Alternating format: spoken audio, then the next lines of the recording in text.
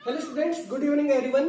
भाई 6 चैप्टर हमारा चल रहा था और लास्ट एक्सरसाइज उसकी कर रहे थे मिससेलेनियस एक्सरसाइज। भाई क्वेश्चन नंबर 11 से हम स्टार्ट करेंगे क्योंकि 10 तक क्वेश्चन हमारे हो चुके थे। क्वेश्चन नंबर 11 में देखो क्या कह रहा है। यहाँ कह रहा है कि a window is in the form of a rectangle surmounted bye a semi circular opening. भाई विंडो किस शेप में हमारे पास में कि नीचे तो हमारे पास है एक रेक्टेंगल, ठीक है, नीचे तो हमारे पास हो गई एक रेक्टेंगल और इसके ऊपर एक सेमी सर्कल बना हुआ है। क्लियर? इसके ऊपर क्या बना हुआ है भाई? एक सेमी सर्कल बना हुआ है। Total perimeter of the window यानी पेरीमीटर ऑफ विंडो कितना दिया गया भाई हमें? 10 metre. Clear? Total perimeter of the window is 10 metre. Find the dimension of the window to allow maximum light. क्या आनी चाहिए विंडो से? मैक्सिमम लाइट आनी चाहिए। तो सीधी सी बात है, मैक्सिमम लाइट कब आएगी? जब उसका एरिया जितना ज्यादा होगा। क्लियर? मैक्स देखो किसी कोई खिड़की है उसमें से लाइट मैक्सिमम कब आएगी भाई? जितना ज्यादा खिड़की का एरिया होगा, जितनी बड़ी खिड़की होगी उतना ज्यादा वो आएगा। तो उसका पेरीमीटर तो 10 मीटर का है, नीचे रेक्टेंगल है, उसके ऊपर एक सेमी सर्कल बना हुआ है और लाइट मैक्सिमम आनी चाहिए। तो लाइट मैक्सिमम के लिए क्या करेंगे? हम एरिया निकालेंगे, वो मैक्सिमम होना चाहिए। क्लियर? तो सबसे पहले देखो इसके डायमेंशन एज्यूम कर लेते हैं भाई। मान लीजिए रेक्टेंगल है ABCD और इसके ऊपर एक AEB एक सेमी सर्कल बना हुआ है। क्लियर? सेमी सर्कल का क्या नाम दे दिया मैंने? AEB। लेट कर लेता हूं मैं length of rectangle. Length of rectangle मान लीजिए मैं 2x ले लेता हूं। क्लियर? आप कहोगे सर x क्यों नहीं ली? भाई x भी ले सकते हैं, x में भी कोई प्रॉब्लम नहीं है, लेकिन क्या होगा एक्चुअली में जो लेंथ है ना, ये इस ऊपर जो सेमी सर्कल बना हुआ है, सेमी सर्कल का डायमीटर के बराबर होगी। तो सेमी सर्कल के हम रेडियस निकालेंगे तो फिर x के अपोन में 2 करना पड़ेगा, वहां प्रॉब्लम क्रिएट होगी, अपोन का कंसेप्ट बच जाएगा, इसलिए मैंने 2x ले लिया। Right? And in the same way जो ब्रेड्थ ऑफ रेक्टेंगल है वो मान लेता हूं मैं 2y मीटर। क्लियर? अब लेंथ अगर रेक्टेंगल की 2x है, so diameter of semi circle, diameter of semi circle ये भी 2x मीटर हो जाएगा।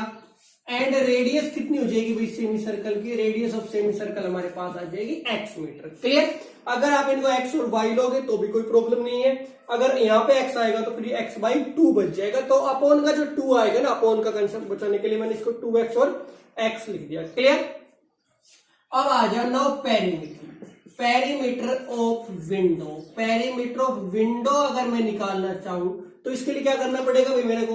देखो A से अगर मैं चलना स्टार्ट करता हूं तो एक तो सेमी सर्कल चलना पड़ेगा B तक, है ना। देखो अगर पेरीमीटर क्या होता है, उसके चारों तरफ लगाया हुआ एक चक्कर। तो अब देखो A से B पे लाइन का तो कहीं जाना ही नहीं है, पहले हम कहां जाएंगे? A से चलूंगा, E से होते हुए B पे पहुंचा, फिर CDA, ये राउंड होगा ना हमारा। तो क्या होगा भाई इसका? सबसे पहले मैं क्या चलूंगा? सेमी सर्कल AEB प्लस फिर मैं चलूंगा along the rectangle ABCD।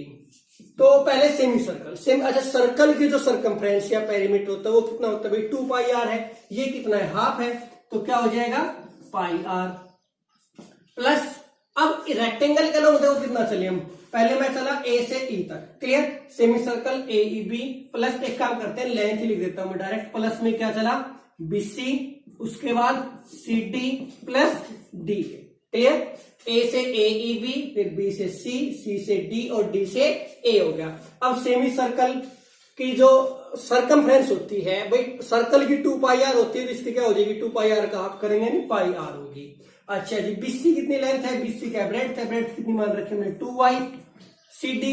CD ये लेंथ है, ये भी ये 2x है और DA आपका अगेन 2y। क्लियर? तो अब r की वैल्यू क्या है हमारे पास?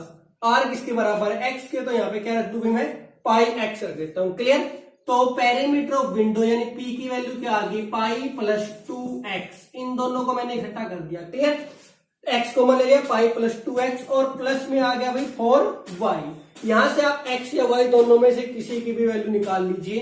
तो मान लीजिए मैं y की वैल्यू यहां से निकाल लेता हूं, तो y की वैल्यू आ जाएगी p minus pi plus 2x upon में 4, अपोन में क्या आ जाएगा भाई? 4। क्लियर? ये वैल्यू आ गई y की। अब हमें क्या कह रहा है? उसने कहा था मैक्सिमम लाइट एंटर करनी चाहिए। मैक्सिमम लाइट का मतलब एरिया, क्या फाइंड करेंगे हम यहाँ पे, area. So area of window, area of window निकालोगे तो उसमें क्या क्या आएगा भाई हमारे पास, दो चीजें हैं, एक तो area of semi circle plus area of rectangle. Clear. Area of semi circle का फॉर्मूला क्या होता है भाई, देखो एरिया ऑफ सर्कल क्या होता है, पाई आर स्क्वायर, तो ये क्या हो जाएगा आपका पाई आर स्क्वायर अपॉन 2। और एरिया ऑफ रेक्टेंगल क्या होता है भाई, length into breadth, length into breadth. Clear. So area A equals to pi by 2, R का मतलब x है, आर किसके बराबर है, x के, तो pi by 2 X square plus L into B, length into breadth. अच्छा लेंथ हमारे पास में कितनी थी, 2x है, और ब्रेड्थ कितनी है, 2y। क्लियर।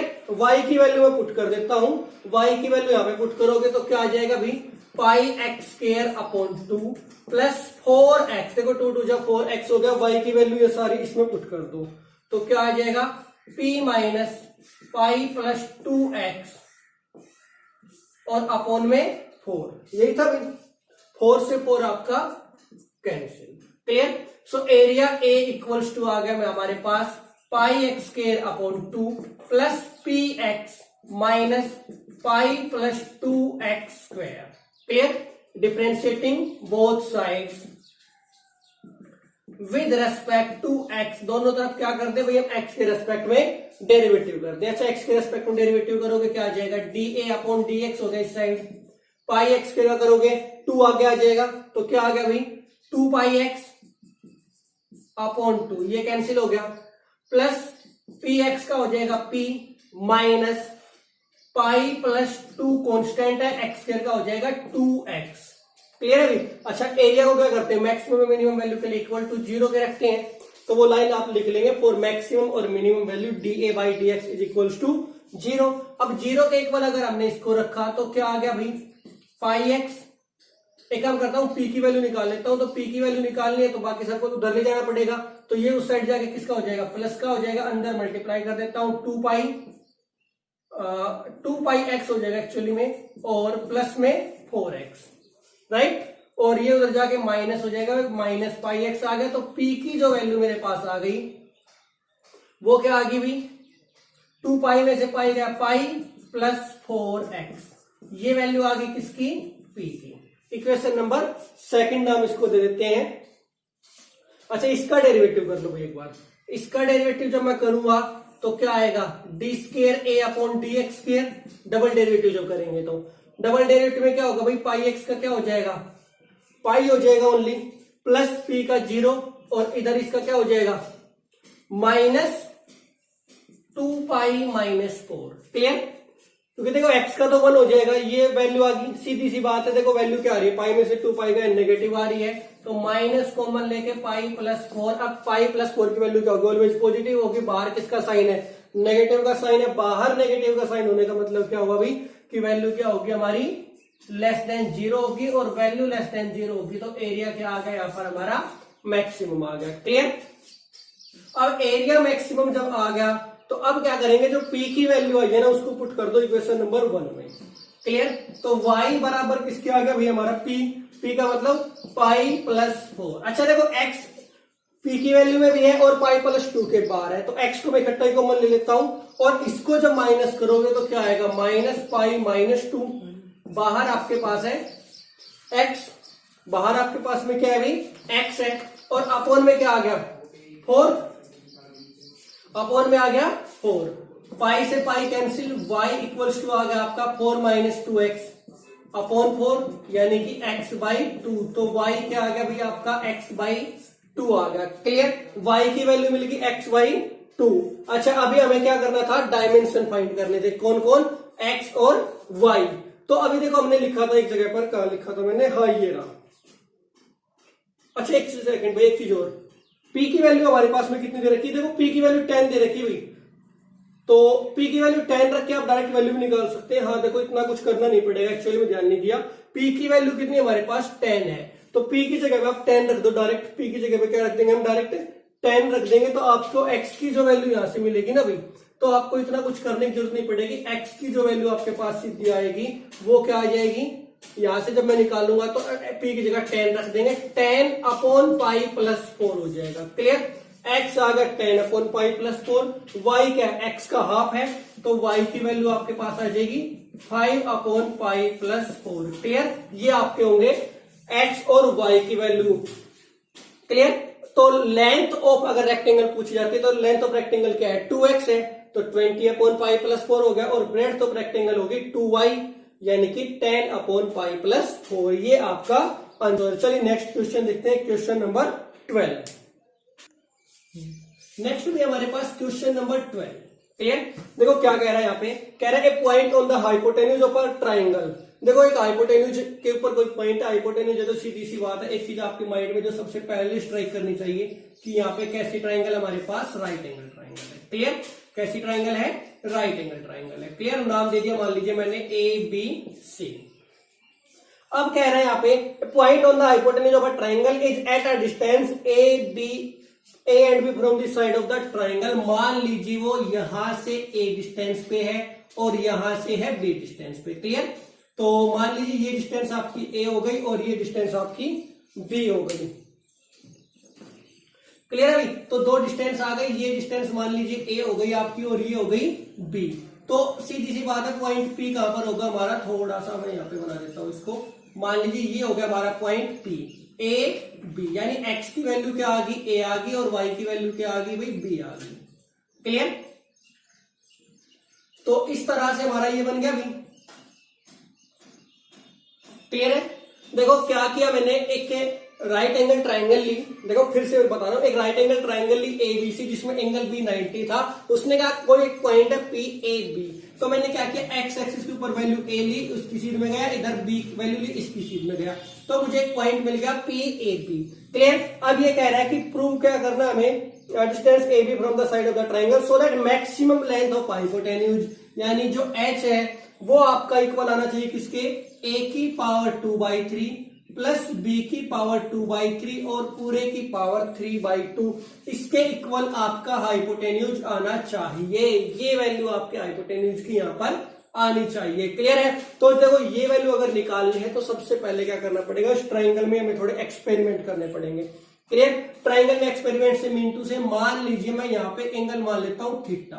क्लियर, यहाँ पे मैंने एंगल मान लिया आपका थीटा। देखो पहले हाइपोटेन्यूज अगर आपको फाइंड करना है तो सबसे पहले आपको ये समझना होगा हाइपोटेन्यूज है किसके इक्वल, हाइपोटेन्यूज H बराबर किसके होगा, AC के होगा कि नहीं होगा। जो हाइपोटेन्यूज H है वो हमारा AC है कि नहीं, और जो AC है वो किसके इक्वल है भाई, AP प्लस PC के। जो AC हमारा है वो किसके इक्वल है, AP और PC का सम इन दोनों के इक्वल है, AP प्लस PC के इक्वल है। क्लियर, अब बात आती है कि सर AP और PC कैसे फाइंड करेंगे हम।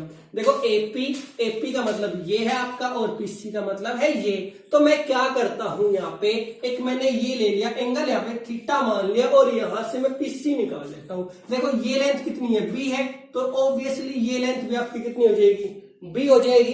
अच्छा PC निकालना, देखो राइट एंगल ट्राइंगल बन गई कि नहीं है। एक चीज देखो, ये जो लाइन है ना आपकी, यहाँ पे पॉइंट ले लो, चलो कुछ भी मान लो, मैं x ले लेता हूं और ये y ले लिया। क्लियर है भाई, ये दोनों पॉइंट बने px और py ले लिया। जो px है वो y एक्सिस के पैरेलल है और जो py पॉइंट है ये x एक्सिस के पैरेलल है। क्लियर है, यहाँ 90 तो ये भी 90 हो गया।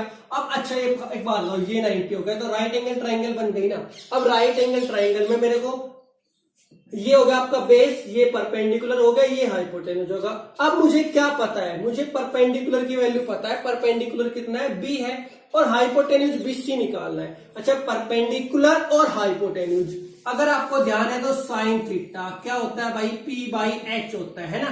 तो मैं क्या कर लू, यहाँ पे साइन थीटा निकाल लेता हूं, मैं लिखता हूं इन ट्राइंगल PXC। ट्राइंगल क्या ले ली मैंने, right angle triangle PXC sine theta equals to किसके हो जाएगा भाई, परपेंडिकुलर अपॉन हाइपोटेन्यूज। परपेंडिकुलर है B अपॉन हाइपोटेन्यूज का मतलब PC। क्लियर है, सो PC की वैल्यू अगर मैं यहां से निकालना चाहूं तो PC बराबर किसके हो जाएगा, B अपॉन साइन थीटा, या मैं लिख सकता हूं PC इक्वल्स टू आ गया B कोसिकेंट थीटा। क्लियर है भाई, इक्वेशन नंबर 1 चलो नीचे लिख देता हूं इसको। पीसी की वैल्यू क्या आ गई भाई, देखो 1 अपॉन साइन, 1 अपॉन साइन क्या होता है, कोसिकेंट होता है, तो पीसी इक्वल्स टू आ गया आपका बी कोसिकेंट थीटा।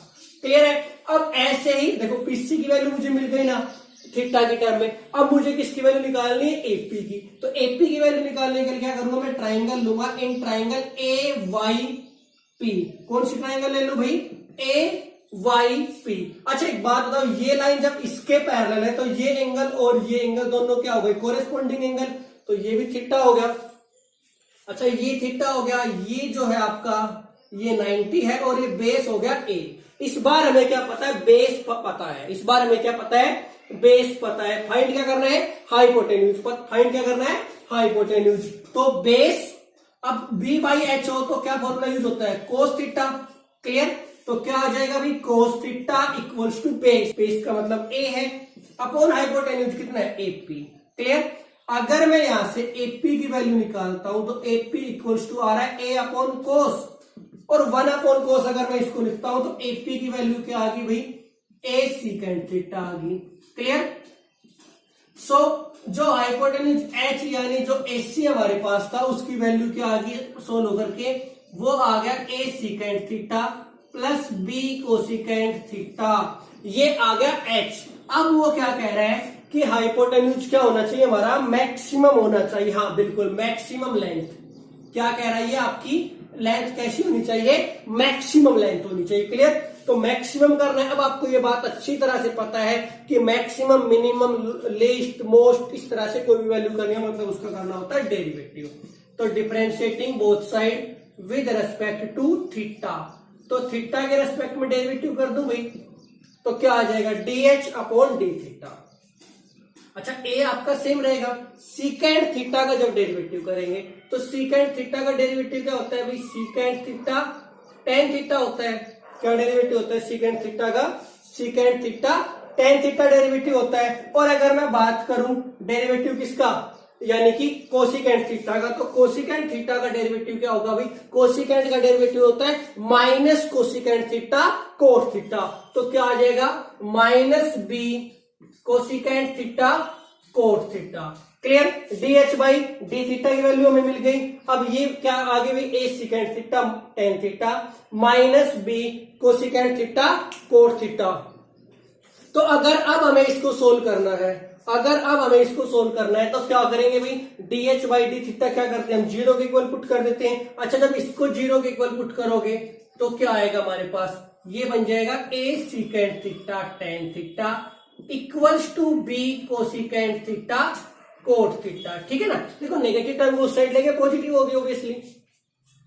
अच्छा जी, अब यहां से वैल्यू निकालनी है, तो अगर सोल्व करना है तो सबसे पहले क्या करोगे, इनको साइन कोस में कन्वर्ट कर दो। किसमें कन्वर्ट कर दें, साइन कोस में। सीकेंट को क्या लिख सकता हूं मैं, 1 अपॉन कोस थीटा लिख सकता हूं। टेन को क्या लिख सकता हूं, साइन अपॉन कोस लिख सकता हूं, right, equals to B.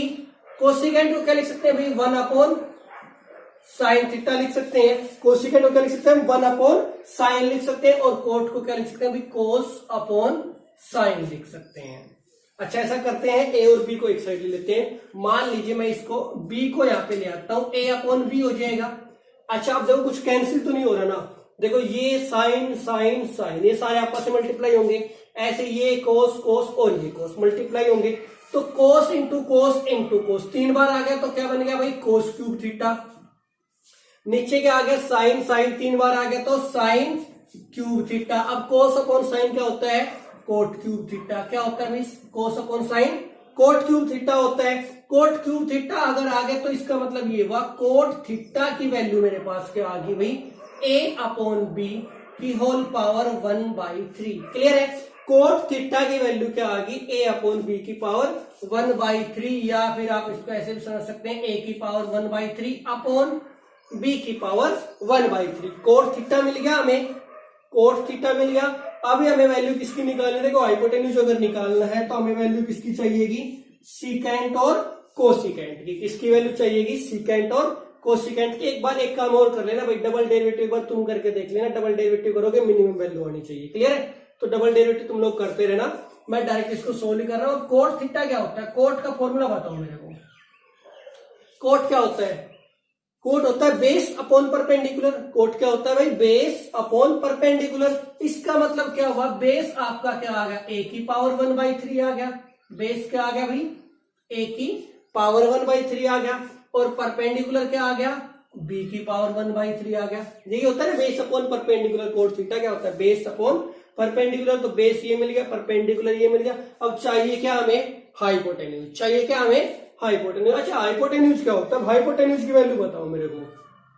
Hypotenuse क्या होता है भाई? हाइपोटेन्यूज होता है बेस का स्क्वायर प्लस परपेंडिकुलर का स्क्वायर और पूरे का स्क्वायर रूट। तो a की पावर 1/3 का स्क्वायर करोगे क्या आ जाएगा? a की पावर 2/3 प्लस b की पावर 2/3। ये मिल गया हमें हाइपोटेन्यूज। क्लियर है? सो अब यहां से मैं वैल्यू किसकी निकालता हूं? सीकेंट थीटा की। पहले सीकेंट निकालो। सीकेंट क्या होता है? कोस का उल्टा होता है, यानी हाइपोटेन्यूज अपॉन बेस। क्या होता है? Hypotenuse upon base. तो हाइपोटेन्यूज हमारे पास में क्या है भाई? a की पावर 2/3 प्लस b की पावर 2/3 पूरे का स्क्वायर रूट अपॉन में a की पावर 1/3 एंड कोसिकेंट थीटा हमारे पास में क्या आ जाएगा भाई? कोसिकेंट थीटा के बारे में अगर मैं बात करूं तो कोसिकेंट थीटा क्या होता है हमारे पास? कोसिकेंट थीटा होता है h upon p।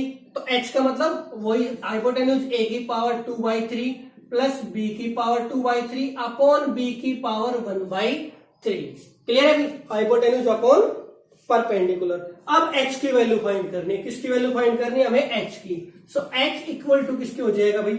a secant theta. a into secant theta. Secant theta क्या हमारे पास? ये है सारा। तो क्या आ जाएगा भाई?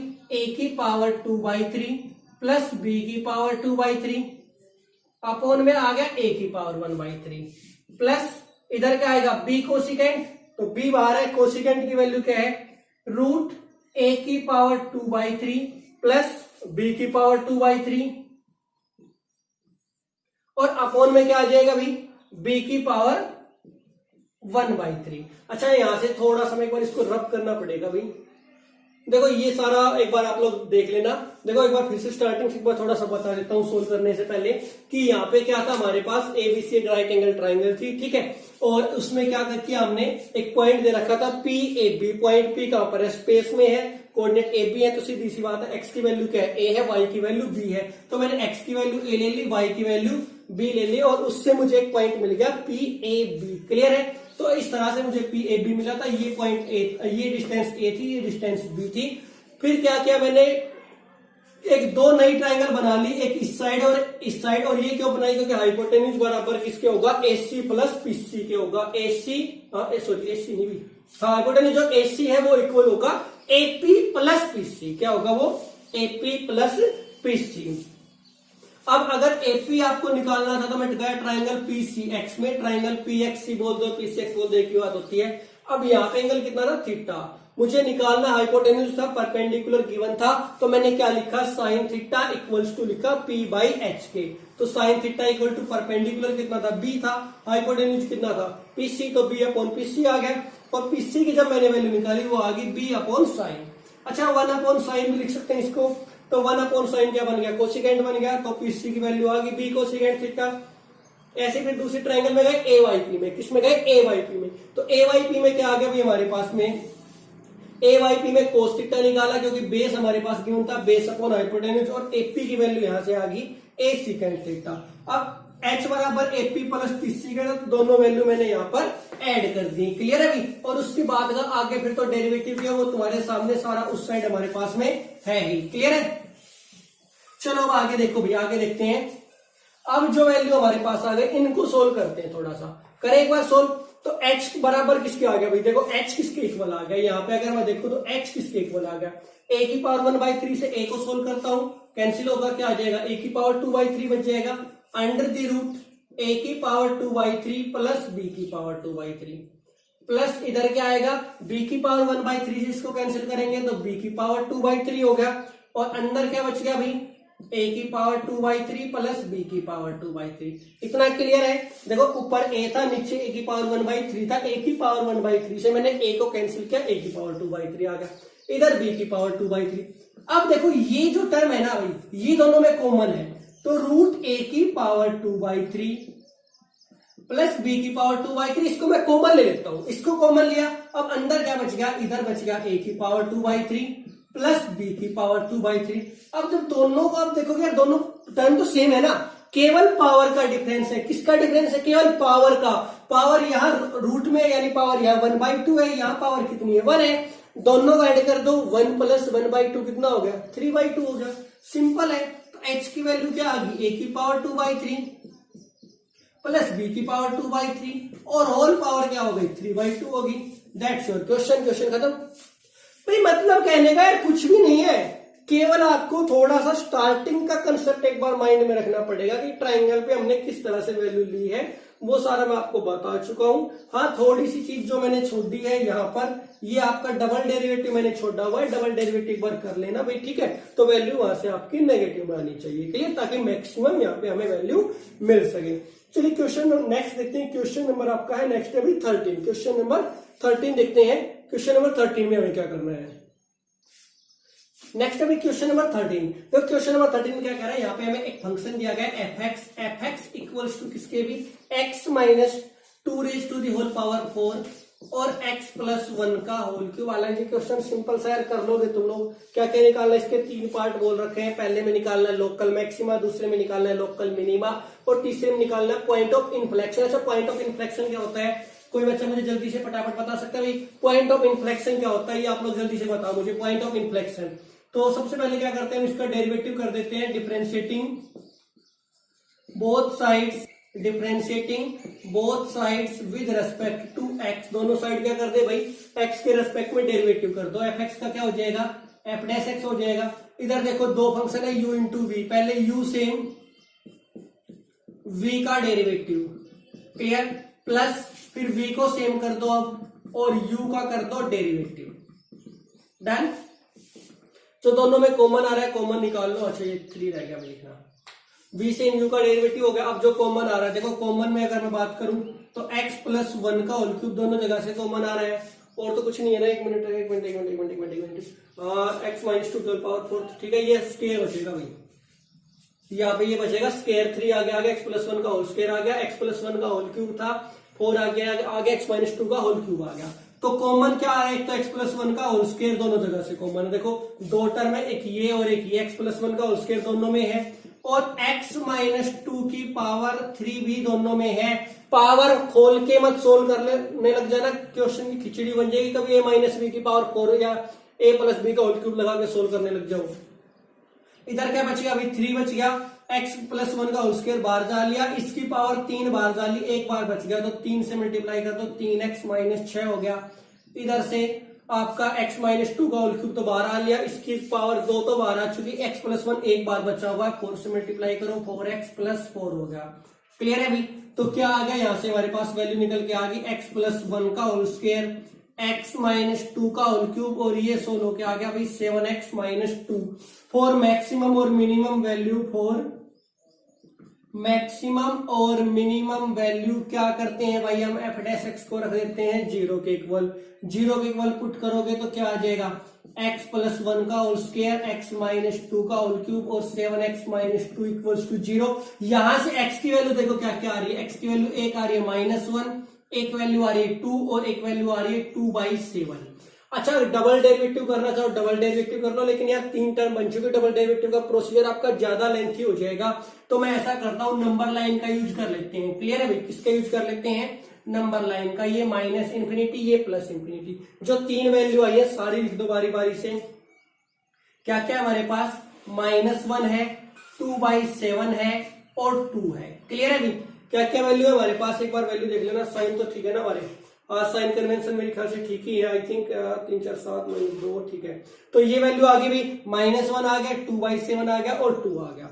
अच्छा, पहले तीनों x का कोफिशिएंट देखो, तीनों पॉजिटिव है, तो यहां से स्टार्ट करेंगे। ये पॉजिटिव, ये नेगेटिव, ये पॉजिटिव और ये नेगेटिव। क्लियर? पॉजिटिव जब, अच्छा अब एक बात बताओ मेरे को कि -1 वैल्यू कहां से आई है? ये आई है यहां से। कहां से? x प्लस 1 का होल स्क्वायर। अब स्केयर क्वांटिटी की क्या खासियत होती है? स्केयर क्वांटिटी की खासियत ये होती है कि चाहे आप उसके अंदर नेगेटिव वैल्यू दो चाहे पॉजिटिव दो, आपका रिजल्ट क्या मिलेगा? ऑलवेज पॉजिटिव मिलेगा। ऑलवेज आपको रिजल्ट क्या मिलेगा भाई? पॉजिटिव मिलेगा। तो इसका मतलब ये हुआ कि -1 का साइन कन्वेंशन में कोई योगदान नहीं है। ये जो हमने साइन यहाँ पे चेंज किया इसका कोई मतलब नहीं होता, और इसीलिए इसको हम बोलते हैं point of inflection. Point of inflection, उम्मीद करता हूं इनफ्लेक्शन भी आपको समझ आ गया होगा।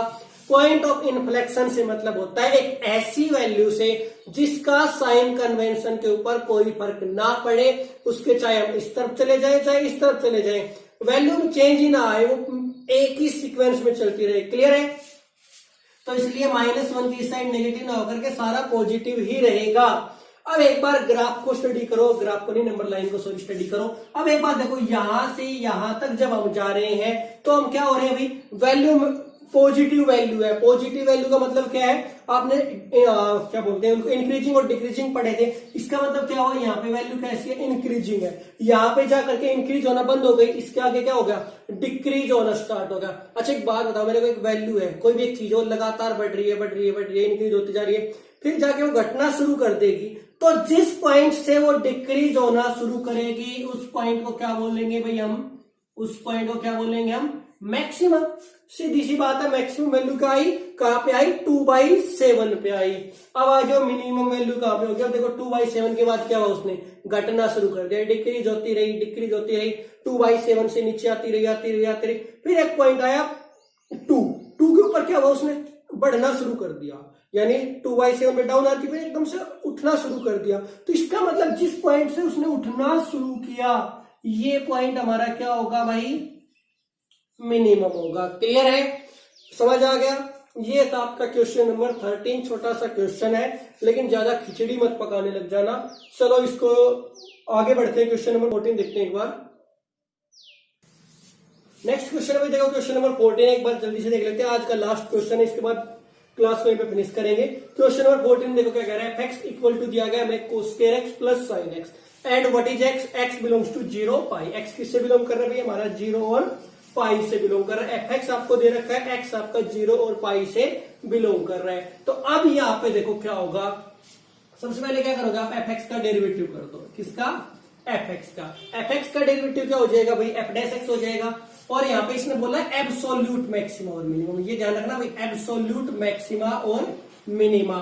एक बार मुझे जल्दी से बताओ एब्सोल्यूट और लोकल में क्या डिफरेंस होता है। अभी ये क्वेश्चन आपके लिए है, एब्सोल्यूट और लोकल में क्या डिफरेंस होता है।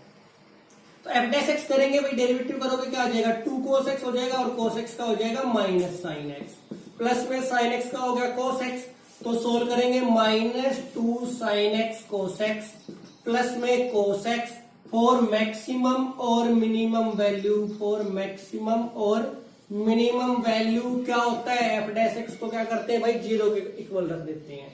आ जाएगा, यहां से देखो कॉमन आ रहा है, कुछ बिल्कुल आ रहा है सर, cos x कॉमन आ रहा है, इधर क्या बच गया 1 बच गया, इधर बच गया -2 sin x इक्वल टू आ गया 0 के।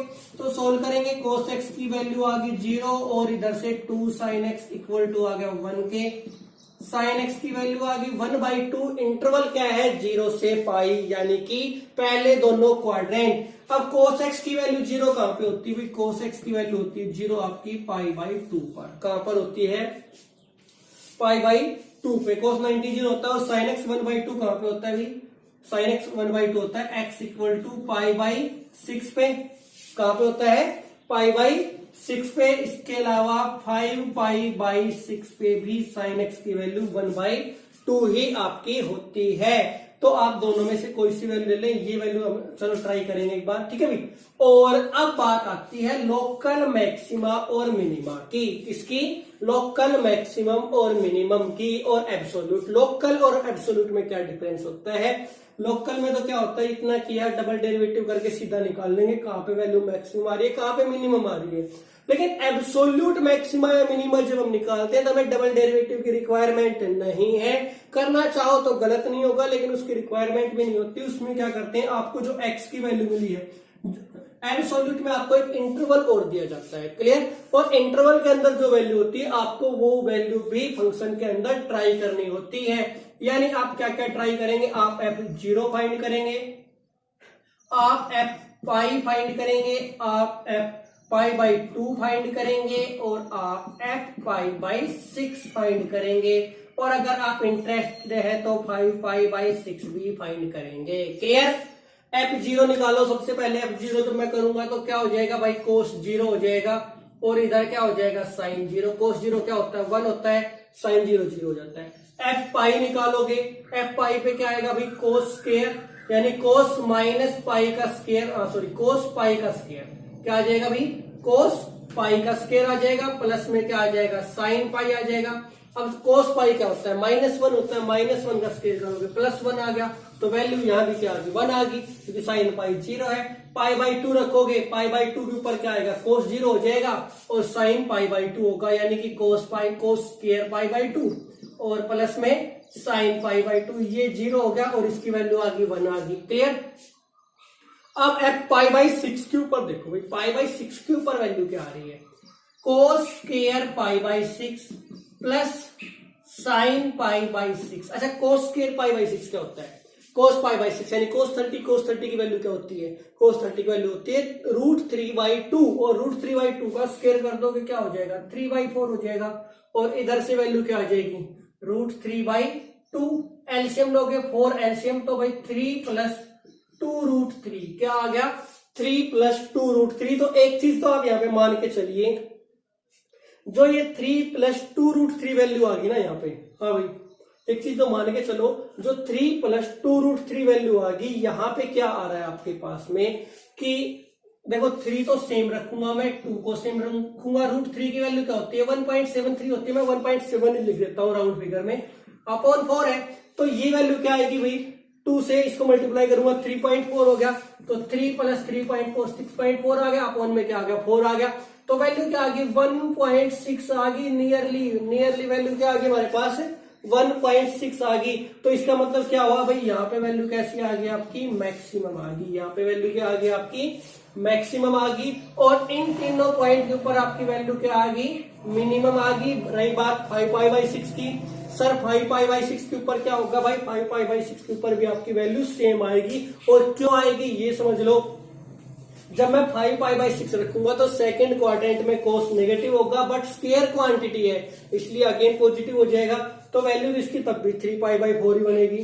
और एक मिनट भाई, एक मिनट, थोड़ी सी गलती हो गई भाई, यहाँ पे ये वैल्यू यहाँ पे गलती लिख दी, sin π/6 तो 1/2 होता है ना, π/3 का लिख दिया भाई, sin π/6 आपका होता है 1/2 होता है। तो चलो कोई बात नहीं, इसको भी सोल्व करोगे तो क्या आ जाएगा, 3 + इसको मैं लिख सकता हूँ 2/4 लिख सकता हूँ, 1/2 को 2/4 लिख दो, ये आ गया 5/4 यानी 1.25 वैल्यू आ गई। क्लियर?